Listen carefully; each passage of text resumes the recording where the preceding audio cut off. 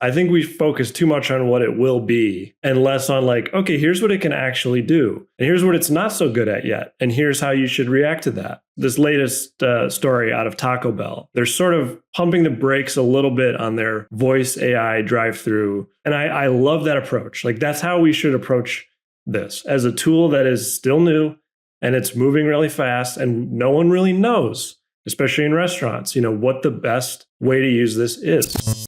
My guest today is Joe Guszkowski, senior editor at Restaurant Business, where he writes the Tech Check column and covers the collision between technology and restaurants. Joe has been tracking how AI and automation are quietly reshaping one of the most human industries we have. In this conversation, we talk about what's hype and what's real in restaurant AI and why sometimes progress in this space feels a little bit more like fashion trends, cycling in and out than a straight line forward. But before we begin, special thanks to our sponsor, ClearCOGS. ClearCOGS is a leading provider of demand forecasting software in the restaurant industry because, frankly, the path to greater profits is always clearer when you know what's ahead. If you're loving this conversation, hit that like and subscribe button. With that, I give you our conversation with Joe Guszkowski.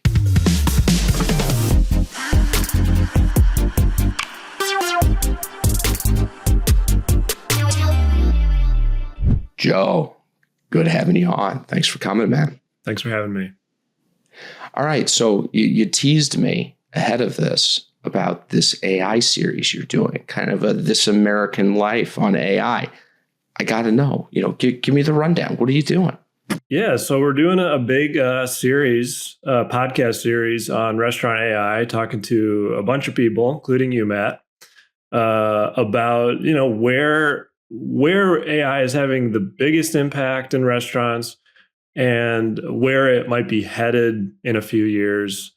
We've never done something like this before. We have a lot of podcasts at Restaurant Business. They're mostly interview based, one-on-one interviews.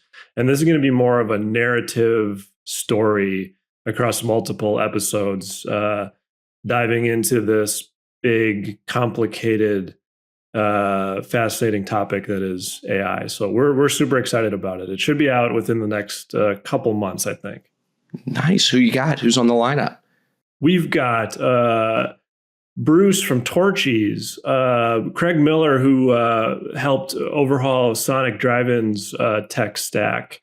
Yeah, all kinds of people, and still adding to the list. So I think it'll be a good overview, and we'll get into the nitty gritty with some of the operators and try to figure out where this is going. Funny side story. Jamie Coulter, who's behind Lone Star Steakhouse, actually had recruited me, and we were going to do a Torchy's knockoff like 8 years ago. He had the timing right. The tacos were kind of the next thing. It ended up not all coming together, but it was like this close to going and doing a Torchy's concept. Whoa. Did you have a name? No. And I think that Jamie got to make all those decisions. I would have just been the guy running it. Interesting. But yeah. Probably maybe good idea that that didn't happen. I'm enjoying the tech side, so I think it all worked out. And Jamie passed away, so may rest in peace. Yeah. So what's all right? Why the new format, right? And why AI for the podcast? Yeah, I think we just thought, we've been doing these interview-based podcasts for a while now, and they're great, but they don't really allow you to really dive deep into a big topic. You can sort of nibble at the edges of things, but we wanted to do something that was more ambitious, I guess, and get more voices involved and really make it like fun and immersive to listen to. So that's why we did it. And we chose AI just because I think it's been arguably the number one topic in restaurants. I mean, certainly in restaurant technology for the past 2 years or so. And it's so hard to wrap your arms around, as I'm sure you know. And so the longer format and the multiple episodes, we hope will allow us to really get into the details of it and get a lot of different perspectives on it. kind of curious when you go do these interviews, there's the substance behind what, they're doing, what they're evaluating, how they view AI. But there's also the people behind it. I'm kind of curious as to, the people behind the technology, the people behind implementing it in the restaurants. Did you have any takeaways about either similarities or how different the individuals behind these are? That is an interesting question. It kind of runs the gamut. There's some people are truly, technologists who are nerds who understand the ins and outs of how AI works. But the interesting thing is you don't really have to be that way anymore to use AI. So like actually Bruce from Torchy's, who I mentioned, he had no background in AI at all until recently. And because the bar has become so much lower in terms of actually using AI and implementing it, he was able to basically generate some AI programs quite easily using the technology that's out there now. So he's admittedly not an AI expert, but he can use it because it has become so mainstream. Just like anyone can now use ChatGPT, doesn't mean they're an AI expert. But so I think to answer your question, it's like, no, I don't think there is like a profile of someone who's into AI anymore. Anyone can kind of use it and have a take on it. Well, I might be stealing your guest list because that sounds like an interesting topic. That might be somebody I want to talk to. You should have them on. There's a phrase that I hear a lot. It's kind of good for marketing almost. We're democratizing AI, or we're democratizing this or that. In some ways, AI is democratizing AI because you're right. It's lowering that barrier for someone to be able to actually interact with the core technology. I can't write in Python, but now all of a sudden I can get AI to write something in Python for me to use and teach me how to use it. And if everything that was built prior to this was built by engineers, from an engineering perspective, now all of a sudden you can get the creative types out there that are able to build. It'll just be interesting to see how it changes what gets built. That's true. And I can't say I couldn't predict, what that will mean for the kind of tools we see in the future, the bar being lower. But I mean, I think it's a good thing ultimately that it's getting in the hands of more people and it's more accessible. And it's all just part of it becoming more commercialized and more of a consumer facing tool rather than something that kind of happened behind the scenes, which it has been. AI is not new, of course. So it's been out there doing things for decades, but it's only till recently that it was really a consumer facing thing. Access. There just wasn't access. Are you seeing that a lot with restaurants you talk to where they're like internally playing with AI on their own and not just, buying an AI software service? I know I've talked to a couple people that are like vibe coding their own reports or, changing features here and there. And I'm not even sure the organization's aware. I just think the CTO is like, hey, I can do this. Like, I'm going to go play around and see if it works. That's interesting. I have not heard of any operators doing that.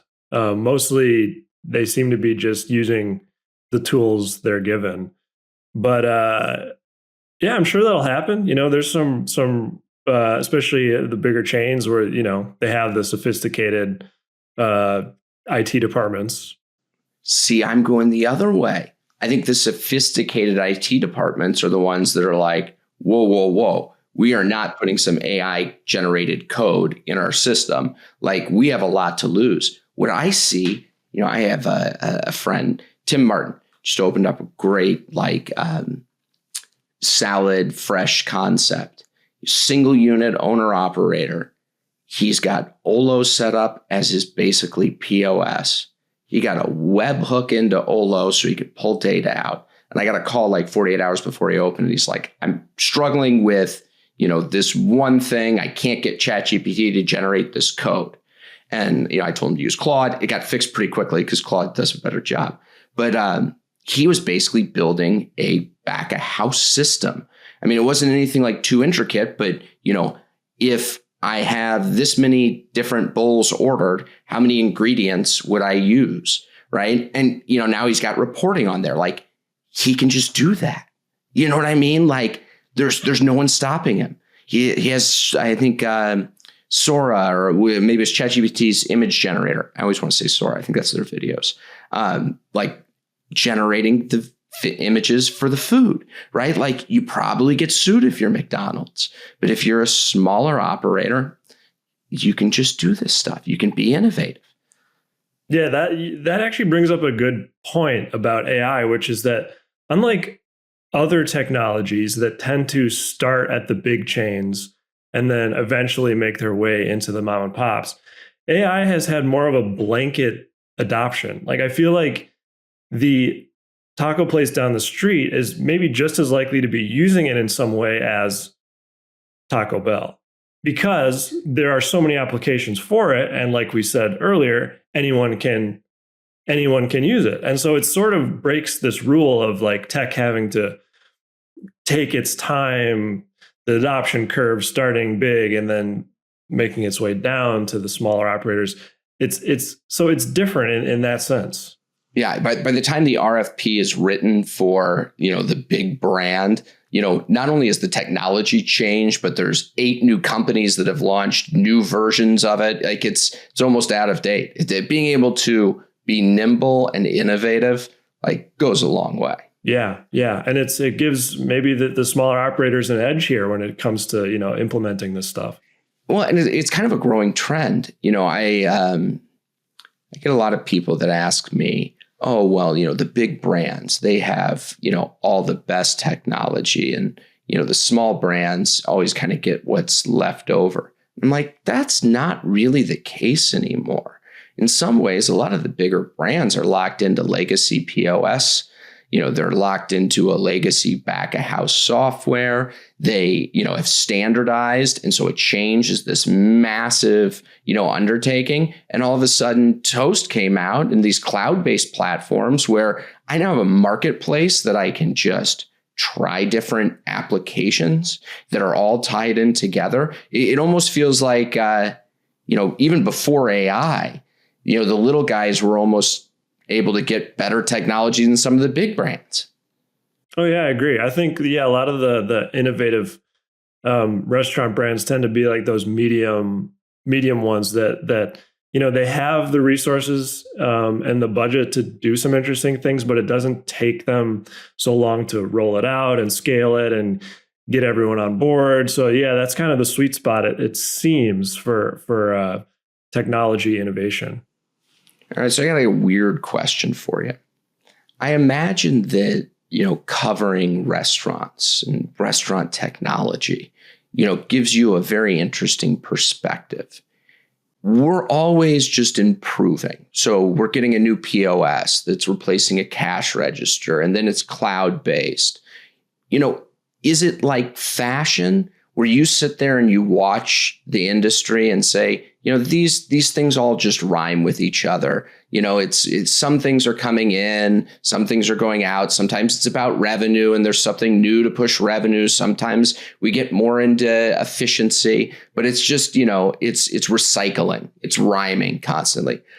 Or is it like watching a kid grow up where you're watching the industry just materially change and evolve and grow, and not just recycle ideas with little iterative improvements? Does that make any sense? And, I'm kind of curious your take. Yeah, it makes sense, Matt. And it's something I do think about a lot. And I think it's more like the first example. I think it's more of a cycle. And I like to put it like one step forward, 2 steps back with a lot of this tech stuff. That means we're walking backwards more than forwards. I think sometimes we are. Especially with new technology, like especially with AI, I think is a good example of that, or robotics. So it's never like linear, and it's never a story that you can neatly tie with a bow, which makes it hard for a writer who writes stories for a living.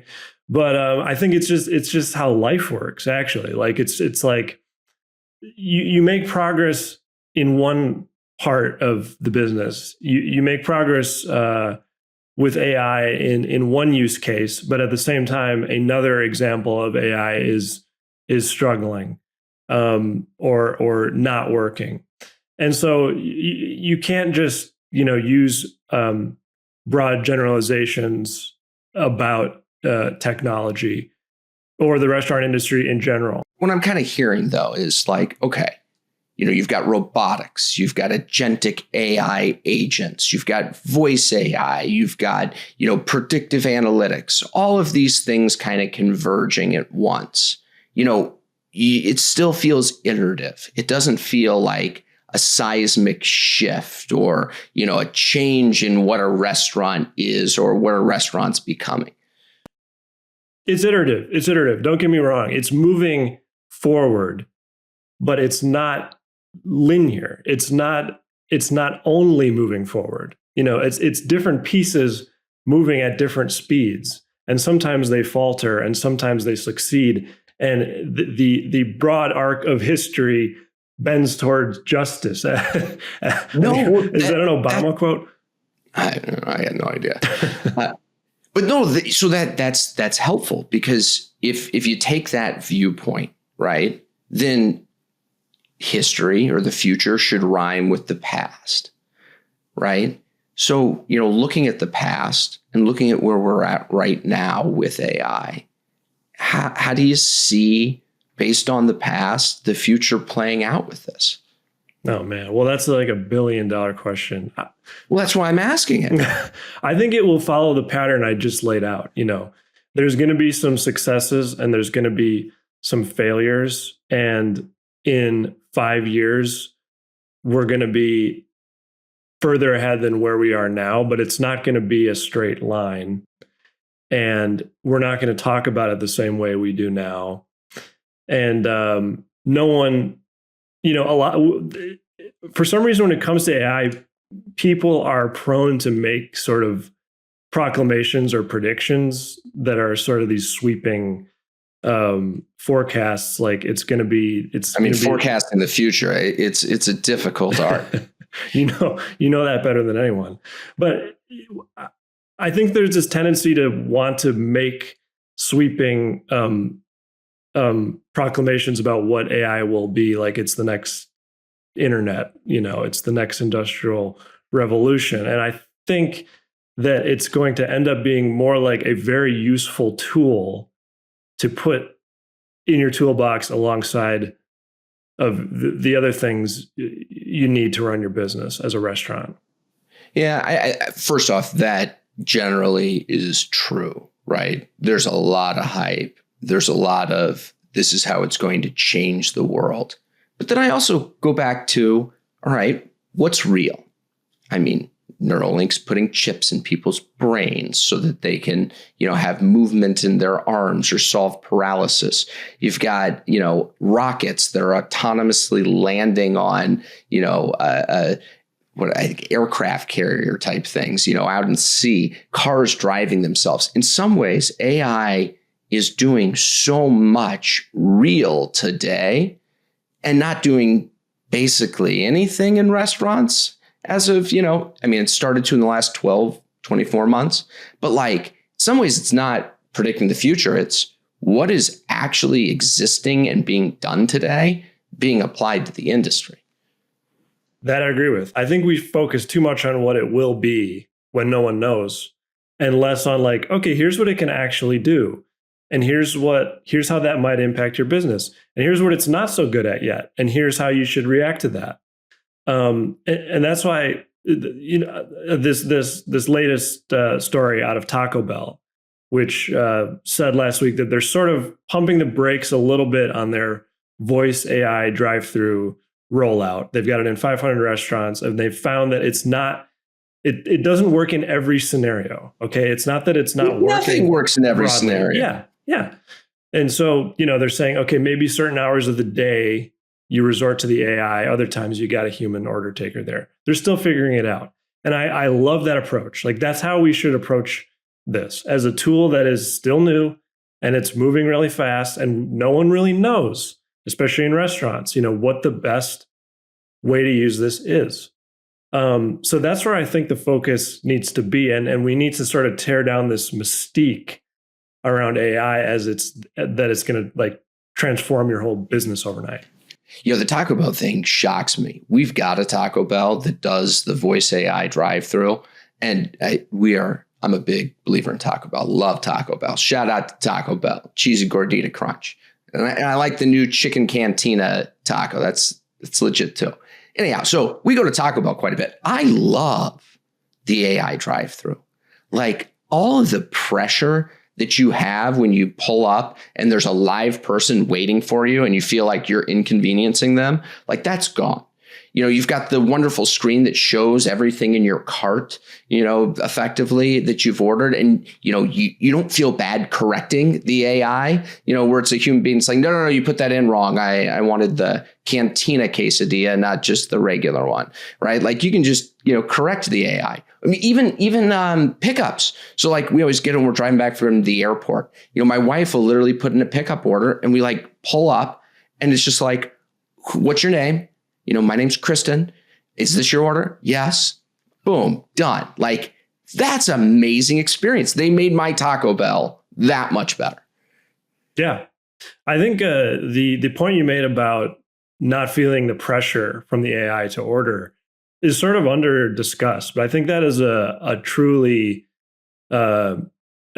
advantage of that technology versus the human order taker, who you can sometimes sound a little impatient, or you just as an individual don't want to inconvenience them somehow.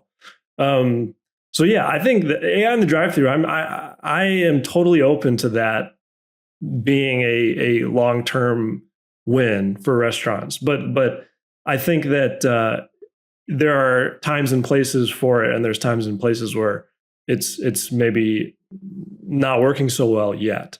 And so we just need to be realistic about that and honest about that. Yeah. I had Justin Foster on from Hermetic AI. They do the voice AI side of things. And honestly, I had him on purely just to understand how this actually works. Because every time I show up to a conference, there's 5 new voice AI companies. And I can never tell, are they just a wrapper on top of ChatGPT? Is it how are they all positioning themselves differently? And it's a fascinating space because, part of it is hardware. Part of it is denoising audio. Part of it is, security. Part of it is personalization. It still feels very much like the Wild West. Everyone's still trying to figure out what is the right combination of elements. Yeah, I actually wrote about this last week. Last week it was crazy. There were 3 voice AI startups who announced seed funding rounds in 1 week. And I was like, wow, I hadn't heard of any of them, actually. They were all new to me, just like you're saying. And I think you're right. There's a lot, each one of them seemed to be trying to solve a different problem with the overall voice AI product. One of them was talking about how their AI can speak 90 languages, which is incredible. The audio side, kind of incredible. Also, kind of just table stakes today. ChatGPT speaks 90 languages or more. Why couldn't we do that? Sure, I don't know. Well, Bojangles just recently announced that theirs can do Spanish now in some markets. So it must be, I guess, if it has to learn your menu and all that. Maybe that's why it would take longer. You couldn't just automatically have it speak every language. I'll have to ask Justin about it. Part of it, I would think, would be identifying what language it is, right? In a few words. Yeah. I would think that would be a tough one. Right. You talked about seed funding. The other kind of emerging trend I'm seeing is, off the record, I talk with some like real hardcore AI companies that are getting into restaurants, and like they've raised the money and are doing everything quietly, and you've never heard of them. And they're putting tens of millions of dollars into solutions that no one's even aware of, and just one day are going to show up. Like that's never happened. Like restaurant technology feels like people just grinding it out slowly and, moving their way up market or working with a couple marquee customers over a long period of time that they're developing with. It's a kind of different feel to it. That's interesting. Now, do you think that's being driven by the demand from restaurants for this technology? Like the market is big enough that they can support multiple new players, or is it that the existing players aren't doing it well enough that these other guys think they can come in and improve? I don't think the cause is either of those. I think the cause is purely capital. There is a lot of money being invested in AI today. I mean, hundreds of billions of dollars. And so like somebody that's building an AI first platform in a very specific industry, that's a investable, company. So they're now just getting capital and being able to build first. I think what'll be more interesting is the byproduct of that, having someone show up with not a half-built solution, but, a fully put together comprehensive package, and then having it compete against these legacy technologies. Because like they're going to be fundamentally different. You're going to catch up by 20 years overnight.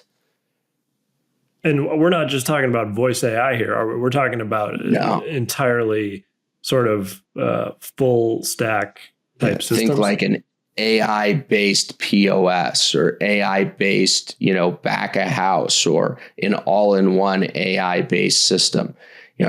These are kind of quietly happening behind the scenes and are just going to emerge one day. And everyone's going to be like, where the hell did that come from? Whoa. Okay. We'll see if they work. I mean, I still think that building in a vacuum is, one of the hardest things, but most beneficial things of kind of building in public is you're getting that feedback so quickly that you're building in the right direction. I mean, I think everyone's nightmare is to go sink years into something only to find out it was the wrong thing to spend your time on. Yeah. And it generally seems that the companies that have some restaurant background, and I'm not just saying this because I'm on your podcast, Matt, but when there are restaurant people involved with the company and with the design of the technology, that generally seems to work out better because it's such a unique and complicated business that you can't, like you said, you can't build it off somewhere else without the feedback. Yeah, totally. It's a question I always wrestle with. I'm not sure whether restaurant people build better technology or whether or not technologists do without a restaurant person. We kind of get best of both worlds where, I come from restaurants. My co-founder Osa comes from technology, and I often say if I would have built what we built for restaurants on my own, I would have built a very different thing and it would have been wrong. And if he would have built what he thought, it would have been wrong. And it happened to be just like the two of us together that we were able to kind of, thread that needle. It takes both. Yeah. Yeah. But I do think that having just empathy for the customer and understanding their plight, goes a long, long way. So how much of this is overhyped? What's real? What's not? What are you seeing that's working? What are the, behind the doors when you're talking with operators, what are they saying? Yeah. I mean, generally, I think the tools that are working best today are the ones that are focused on the back of house. And again, not just saying this because I'm on your podcast, but, predictive AI, which is much more mature and has been around longer than generative AI, which is powering a lot of the sexy stuff, in the front of house. It seems to be working well. I mean, operators I've spoken to have said there's a clear ROI for this. I've already gotten my money back on this within a couple months of using predictive technologies that tell me how much to prep today.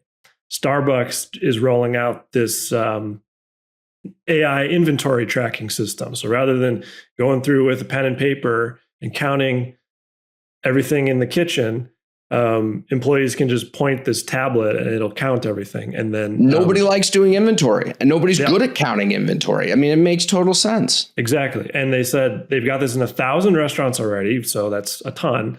And it's their employees are taking inventory 8 times more frequently because it's just so much faster.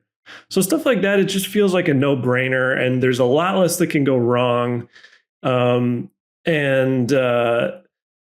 That is not talked about enough, but only because it's not as like exciting as like a voice bot in the drive-thru, you know? All right. So I think it was like, I don't know, 3.5 years ago, 4 years ago, when we were starting this out. One of the biggest concerns Osa and I had was that no one was really doing predictive analytics for restaurants, let alone prescriptive analytics. Like the whole demand forecasting thing didn't exist. And, that's kind of a red flag. I mean, look, we're relatively smart individuals, but, there's a lot of smart individuals out there. And if this was a really big problem and there was a very clear solution, why wasn't there? And like every time we go talk to a restaurant brand and, ask them what they need, and you just kept asking why, they'd be like, I need this. It's like, why do you need that? And like, for this reason. Like, why? It would always come down to the same fundamental problem. I don't know who's going to walk in the door tomorrow. Because I don't know who's going to walk in the door, I make inefficient decisions on what to prep, what to order, what my staffing budget should look like. We're like, okay, everyone's saying it. Like, it makes sense. Why isn't it being done? So I pose the question back to you. Why did it take so long for predictive analytics to finally be something that operators are adopting or is being built?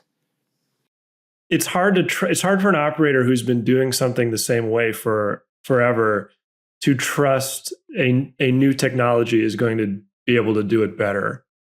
And it's a big investment to make. And I think you learn to kind of trust your gut as an operator, especially if you've been doing it for a long time, and sort of dismiss the fact or the idea that AI could do it better. I think that's one part of it. Not to mention the fact that like it's hard to get that gut instinct to have your finger on the pulse of the operation. And once you've got it, like you worked hard for it. It's not something you want to say, there was a great muscle I built. I'll just give it up. Exactly. But I think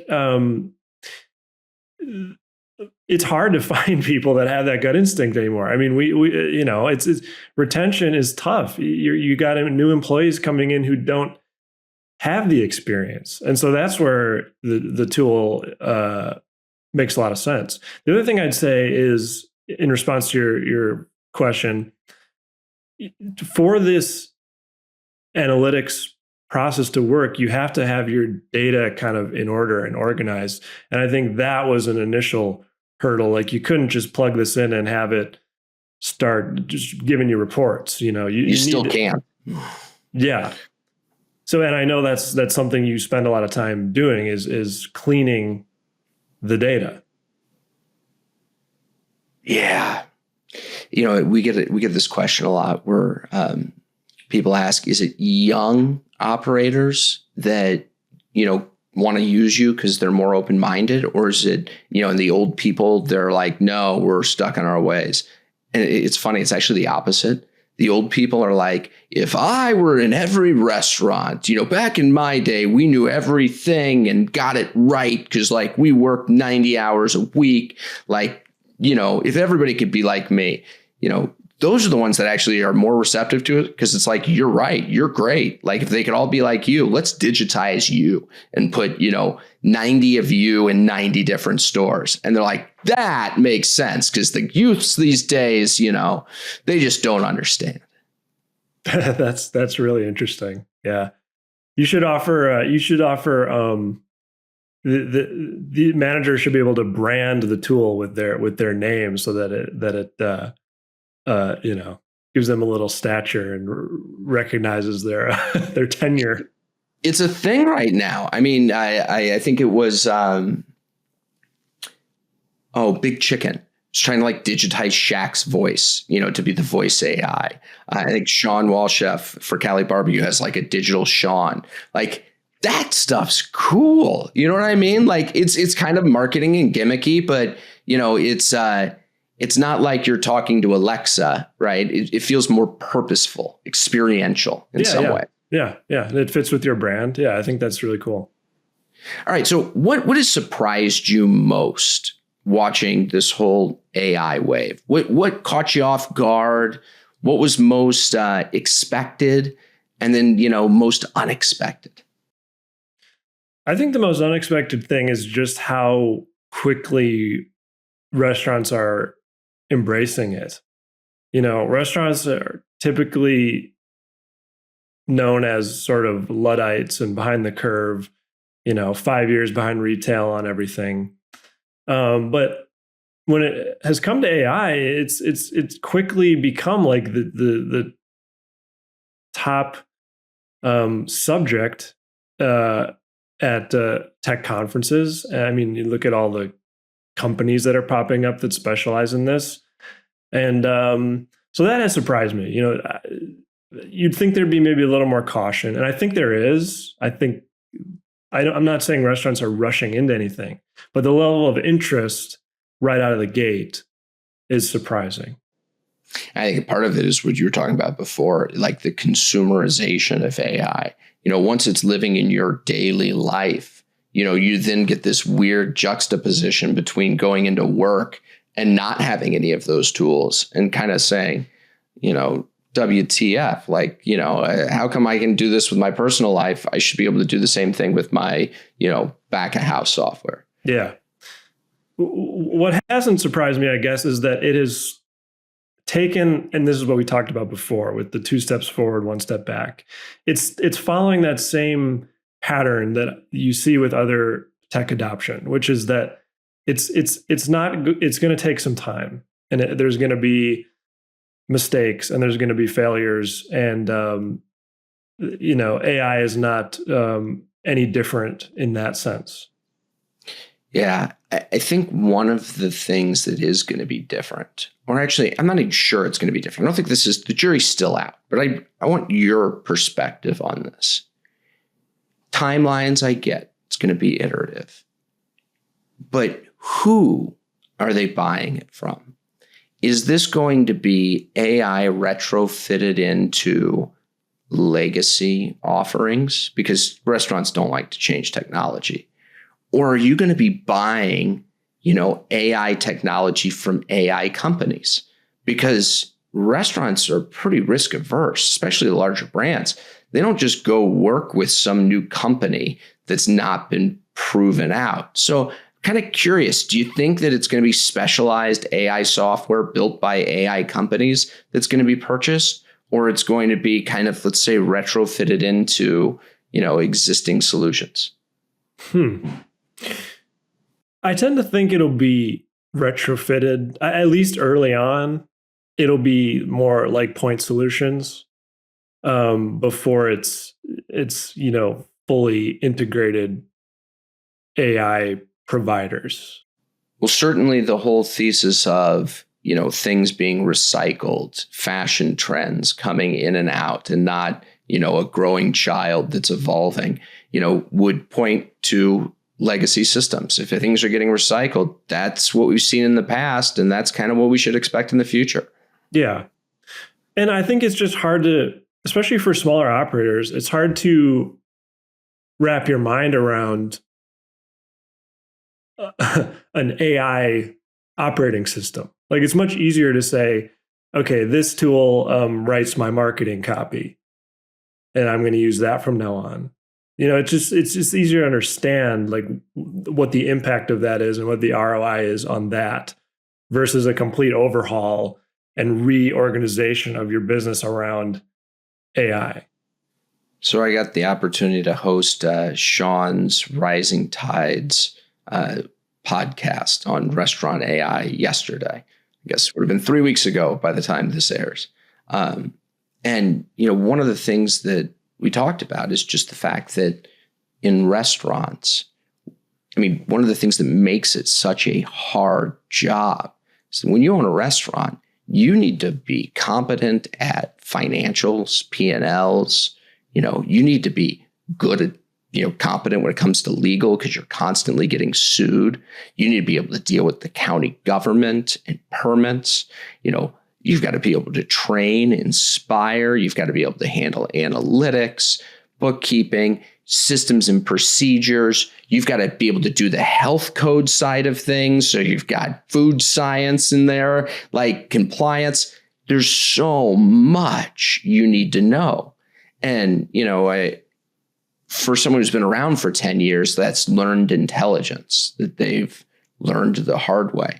Artificial intelligence, and one of the big opportunities is just to be able to, shorten the learning curve. You know what I mean? Because you don't need to be a master at any one of these, but you do need to be competent. And AI is competent today to solve some of that.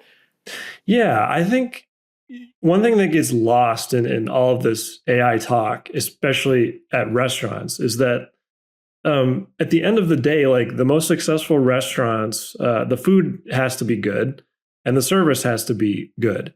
And AI isn't going to help directly with either of those things, I don't think. But like you're saying, it can handle these other things that if you're opening a restaurant, you're probably not that good at. You're good at food and hospitality, and you're probably not an accountant. So, that's where, like you're saying, AI can free you up and take stuff off your plate so that you can really focus on the stuff that's actually going to make or break, the success of your restaurant. Totally. The AI is never going to create that magical guest experience that's going to leave a memory, but it can do all of the number crunching things in the background. And, going back to, what you're saying on the food and the experiential side, it is tied together, right? Like the two things that are the most scarce for a restaurant operator are time and basically mental bandwidth to think about things, how much they can hold in their head. If I know the ice maker is getting cleaned once a week and AI is helping make sure that it gets done because it's on a task list and it's reminding somebody, that's one less thing I'm thinking about. If AI is providing the right amount of, chicken prep, so that I'm not using 12-hour-old chicken, that's going to enhance the food. It's again, like you said, it's all things in the background that if it's just checking boxes and keeping you on track, then the guest experience, the food's better. You get more time to focus on the people. Yeah. One interesting theme that has emerged from doing all these AI interviews for our podcast series is that pretty much everyone I've spoken to predicts that, within the next 5 or 10 years, we'll start seeing restaurant kitchens that are almost fully automated with AI and robotics. But the front of house will become actually more human and more high touch as a result of that, which may be idealistic, but I like that idea. I like the thought that, okay, you take some of the behind the scenes stuff out of the human hands, and that allows them to provide better service and interact with the customers more and greet them when they come in the door, all that stuff that makes for a good experience. What's funny is kiosks are almost a good case study in how to think about adopting AI, weirdly enough.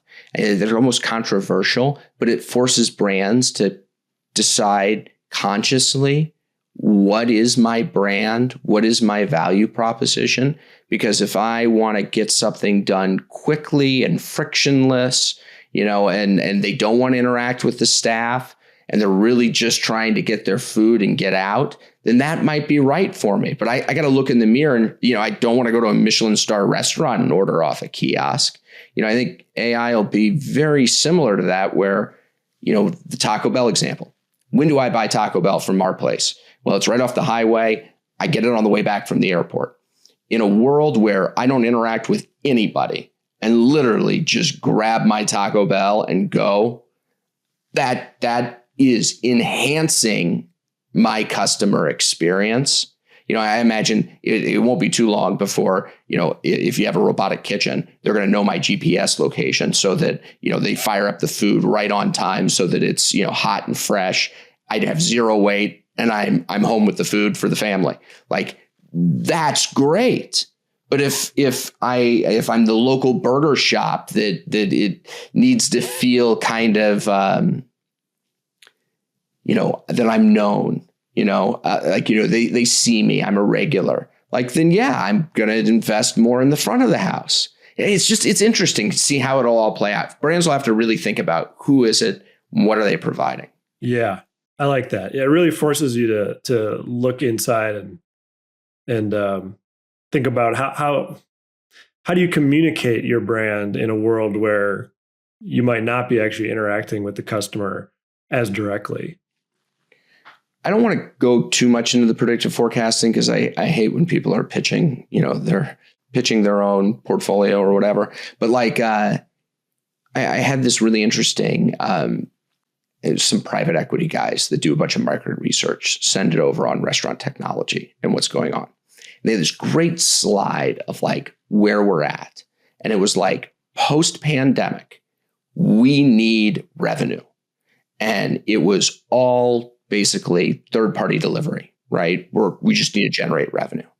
And then the next year it shifted to, okay, great, we got the revenue. We need them to come back into the restaurants, so that we can, not have to pay all these fees, but we need people back in. And then it became, we've gotten tech overload. So now we need to consolidate our tech stack. And their hypothesis was that today it's all about efficiency and predictive analytics. How do we get efficient within the kitchen and use future-looking technology? I obviously want to believe that, right? I'm drinking that Kool-Aid. You, on the other hand, are a little more level-headed. Is that what you're seeing? Is that kind of where, the minds of restaurants are at today? Yeah, I think so. I mean, I think efficiency and profitability and the bottom line are big right now because of inflation, obviously. And if I'm not going to say predictive analytics is the key, but it fits that theme of wasting less, being smarter about what you're ordering and who how you're staffing. So yeah, I think that little 4-year narrative you just gave was pretty succinct and spot on. That said, there's also at the same time a real need to drive traffic for most restaurants, and that's why the other big theme has been loyalty programs and marketing and value, of course. So it's never just one thing, but efficiency is one of, if not the biggest, buzzwords in the industry right now, and AI falls under that umbrella for sure. Maybe it's a little idealistic, but when I look at the industry as a whole, and how do we create a better, more sustainable industry for the future? When you look at traffic, it's a zero-sum game. Somebody is going out to eat and they're going to choose a restaurant. There are a preset amount of dollars and they're going to flow where they flow. But, it's a zero-sum game. Somebody wins, somebody loses. Efficiency, on the other hand, lifts the entire industry up. And this industry cares about the industry. They care about the ecosystem. It would just be nice to see efficiency be the top priority because it makes everyone's life better. Explain that more. If my restaurant is operating efficiently, how does that impact the rest of the restaurants around me, I guess? All right, let's say there's a basket of stocks of the restaurant industry. And that value is, I don't know, make up a number. It's $1 trillion industry, the worth of it. Well, if restaurant A does bad and restaurant B does better and gets more traffic, the industry is still worth $1 trillion. But if the average profit margin is 6% and they're able to find another 3%, hell, 6%, right, to get to a 12% profit margin, the value of that basket of restaurants is now $2 trillion because they're trading at a higher, earnings. That just made the industry a more wealthy industry, a more valuable industry. And I think that the byproduct of that is, as my margins become a little less sensitive, I'm able to pay people more, right? I have more longevity. I'm not constantly under the gun. The other thing I'd add is that efficiency can lead to top line growth. Just to give an example, an obvious one, like if you're baking the right amount of bread each day, that means you're not running out and customers aren't coming in and ordering something that you don't have. And so it all feeds back into itself, right? So in that sense, it's equally as important as anything else. Sure. There's one caveat to the argument, and maybe it's because I'm an ex-franchisee, but I always sit here and I look at menu prices going up and inflation, and all I can think is the franchisor is making more money on royalties because prices are going up. Sure, you're seeing labor rise and food costs rise. That's all just killing the franchisee, not the franchisor. And before the franchisor has to give up that annuity stream, a franchisee basically has to go bankrupt. It's tough. So is that cynical on my side, or is that kind of how the world works? And franchisors, they're making a cut of the top line. No, I'm not going to say you're cynical. I mean, you know much better than I do what it's like to be in that position. I think it's tough for franchisees.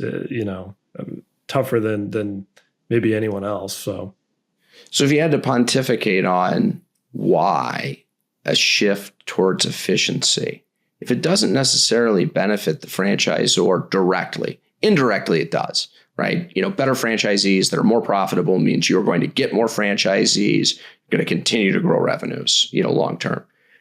Why is it just inflation and, franchisees being upset and putting pressure on the franchisors, or is there something else going on? I think you want your franchisees to be healthy and profitable. Is that what you're asking? Even if it doesn't directly benefit you, the franchisor, the long-term health of your operators is going to come back to bite you at some point. I'm always curious, talking to somebody like you who's watched the history as to what the next 5 or 10 years look like. And in particular, the tech space loves to talk about the singularity and AGI and, what happens when computers are smarter than, humans. It's probably going to happen. It's definitely going to happen in our lifetime, probably going to happen in the next 5 or 10 years. How do you see that playing out? Like, is that going to change much? Or, I still go to my local burger place and it's location, remember my name and make me a good burger. And, I'm your client.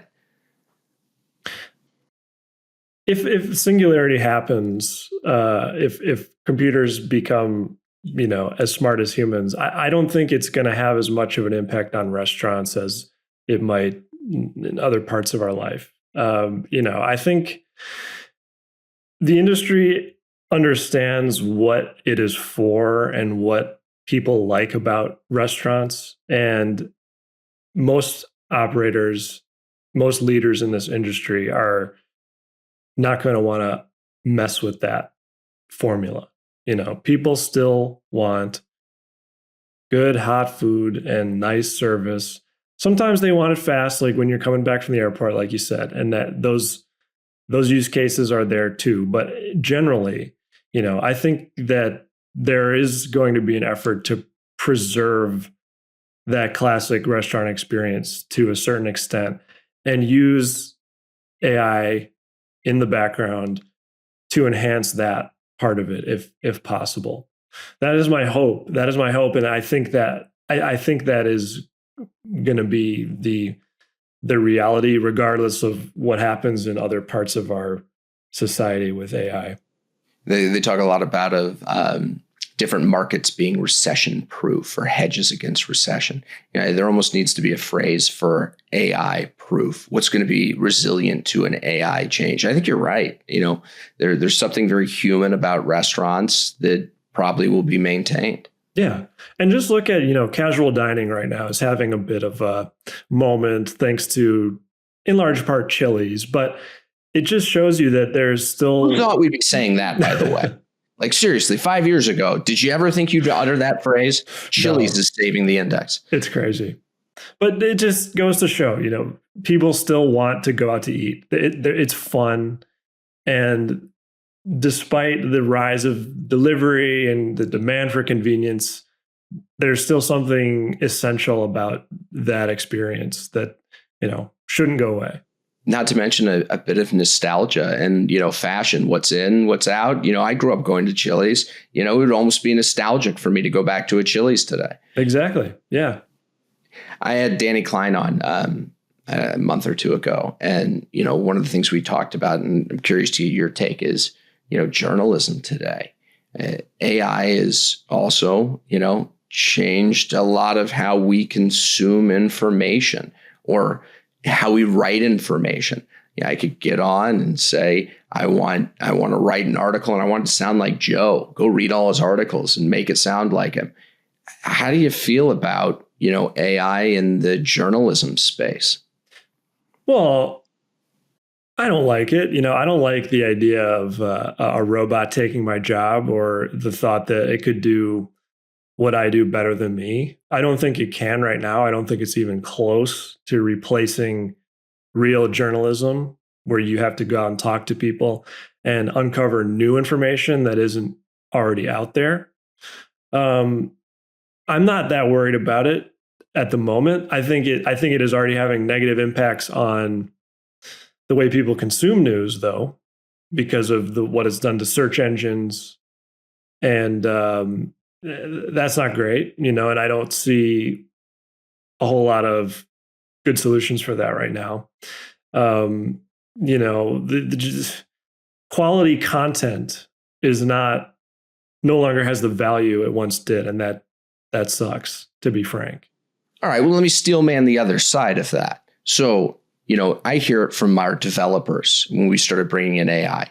Yeah, it can write code, but is it going to write good code? I don't think it can write code as well as me.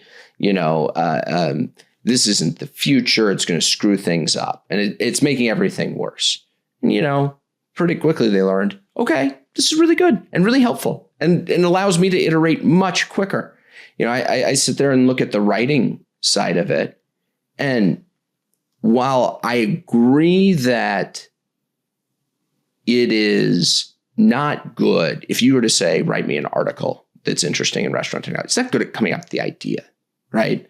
But it can execute the writing of the idea pretty well. And, for somebody like me, I was really, really dyslexic growing up. I went into high school with a third grade reading level. How the public school systems somehow let me through. But so I could never write, but I now can take the things that I would have liked to have written and have ChatGPT do it, right? Take a look at, macroeconomic forces and adoption of, lower cost POS systems. You can merge ideas together that, have a story to be told. And it'll do a good job of actually doing the translation. Yeah. Yeah, I get that. I guess it's like, is it fun to read though? Is it scratching the same itch you get when you read an author you love or a blogger or someone on LinkedIn whose take, not only the substance is interesting to you, but the way it's presented and their voice, That's like a lot of the pleasure of reading.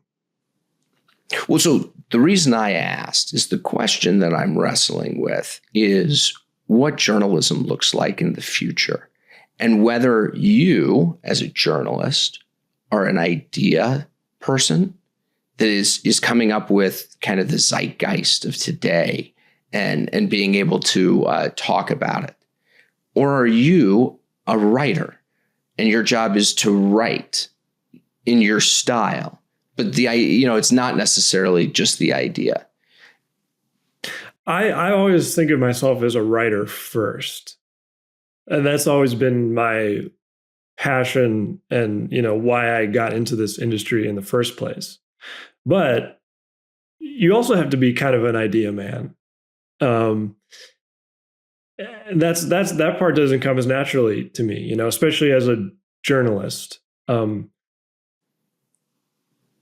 It's a reporter. I mean, there's a difference. Being a reporter and reporting what's going on isn't necessarily coming up with the idea. Right. Exactly. Reporting is something, again, that AI I don't think can do. Like it just can't. AI could not interview you, Matt. Oh, it could. Who knows how well it would be. I think Notebook LM literally will generate a podcast. You and me. Like you can ask it and it will literally generate you a podcast to listen to on whatever subject, whoever it is. It's crazy the stuff that it can do. But, taking it back full circle, one of the things that, I kind of believe is really what I'm taking from you is trust, right? You have put your word pen to paper and I can trust it because I trust you. And I think in a world where, and we're not here yet, but we're a couple years away from every company knowing who you are and your needs and the best way to sell you and sending you the most convincing, personalized reason for why you should buy their product or do whatever action they want. Imagine a website that literally gets generated for you, just to sell you personally. And in a world where everybody is messaging everything perfectly, it all just becomes noise and cancels itself out. It goes right back to where we were at 50 years ago. I know Joe and I trust Joe. So I'm going to do what Joe says. That's a great point. I mean, there's a lot of talk in restaurants right now about personalization, personal one-to-one marketing, et cetera. And like you just said, it all becomes noise at some point. There has to be something else that drives uptake on those offers. And I think trust is a big part of it. Last question for you. So you're the senior editor of Restaurant Business. That's right. What is the business of restaurants? No, what is it? Well, I think it's what I've been saying. I mean, I think it's not just about food.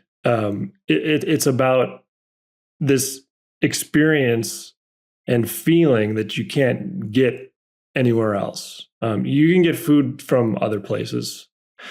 But the business of restaurants is packaging that in a way that brings joy and a sense of connection to the world, to other people. I mean, I guess that maybe sounds a little, I don't know, romantic, but I can't think of any other reason why you'd get into this business. It's not really about making a lot of money for most people, and it's not about finding something that's easy to do that you don't have to worry about. It seems to be one of the most anxiety-inducing jobs I can think of, running a restaurant. So, yeah. When I was, my wife and I were in Japan, all the restaurants are a lot smaller. It's a couple tables. And we went into this local place and it was run by a husband and wife. And, when they served the food, right, it felt like they were sharing something from their house with you, right? It was almost part of them that they were sharing.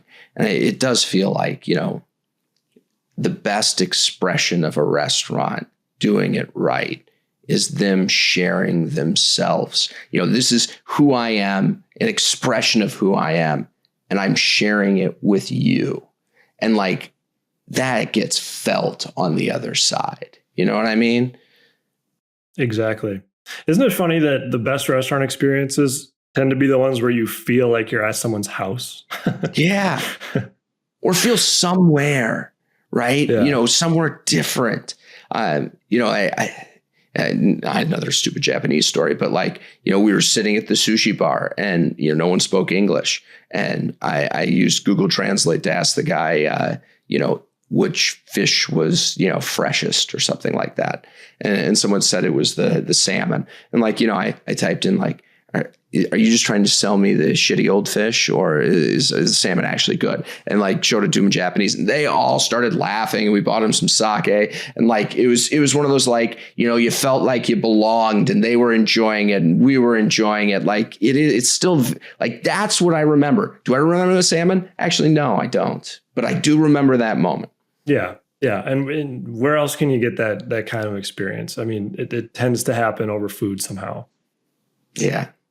Well, Joe, this was fantastic. I appreciate having you on. For anybody that wants to follow you, tech trends, business, restaurant business, give us where they can find you, how to reach out. What should they know? Yeah. Follow me on LinkedIn. I post a lot of my stories and thoughts there. Restaurantbusinessonline.com is the website. I'm on X too, although I don't post there as often. But I do a column every week called Tech Check. I do a little video accompanying that. And thanks for having me on, Matt. This was a really fun convo. I love it, Joe. Thanks for coming. Of course.